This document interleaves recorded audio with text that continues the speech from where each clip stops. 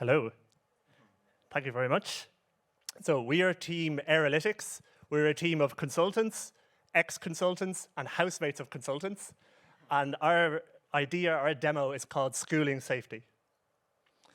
So the problem statement that we're looking to tackle here today is that of asthma. 22% of children ages 6 to 14 will have asthma. We've got 9% of those childhood cases linked to fuel fumes, and nearly $500 million of annual costs to the state in 2017. So what we're going to try and do is see if we can combine data sets around schools and air quality to try and give specific targeted interventions. So what we did, we took two data sets. We took the climate air quality measurements and some geocoded primary schools. We then applied exclusions and rules. What we looked at is for every school, we looked at a 200-meter radius and looked at what points there were within that radius that the cars had gone past. We excluded things like school holidays. We then started looking at features, things like seasonality. And then, apart from seasonality, we also looked at trends within a given day, so things like drop-off and pick-up times. And then what we wanted to come up with was a list of target schools, schools with particularly high NO2 or PM25 levels. So let me show you the demo. So this is the demo for Schooling Safely.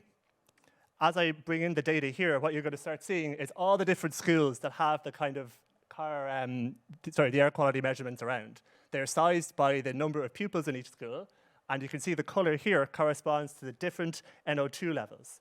So there are 2 schools that have NO2 levels exceeding the EU's guidelines, and another 10 that are approaching that. And really what you see is that kind of concentration in the inner city. Again, we could look at things like PM2.5.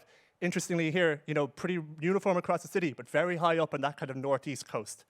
And we've also looked at things like trends at different times of day. So this is from 7:30 to 9:30, kind of the school run in the morning and the school runs in the afternoon. So what did this data show us? What we saw was high NO2 in the inner city and highest PM2.5 in the northeast. And these are our 10 schools that we believe are the ones to target from that. And I'll come back to the one at number 1 for a moment, because it's got a very high PM2.5, and we'll explain why. Before I do that, I want to talk about some of the targeted interventions that that we could consider. So we've got this kind of new idea, and we've kind of patented it already. It's around the next generation sensor. It's called Not a Climate, so apologies for everyone else who was thinking about that. But in terms of more practical solutions, we might look at implementing traffic calming measures around schools. There's a few schools that had piloted this. Actually, that picture was taken at one school that was piloting this in inner city Dublin. Things like planting more evergreen trees and shrubs, so those kind of trees with leaves that can kind of trap those emissions.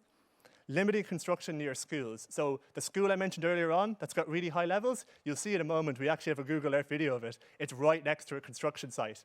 So what are the effect of those construction sites on schools is almost a project into itself.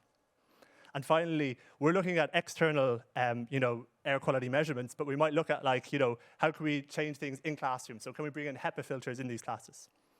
So thank you very much. And what I'm going to leave you on is a video of the school that's highest ranked for pollution that we found in our data. So we put this into Google Earth, and we'll start zooming in now in a moment, and you might see something interesting. We see children playing on the left-hand side, and we see a very large construction site here on the right. So this is the school that our data identified as being the one to intervene. Thank you very much.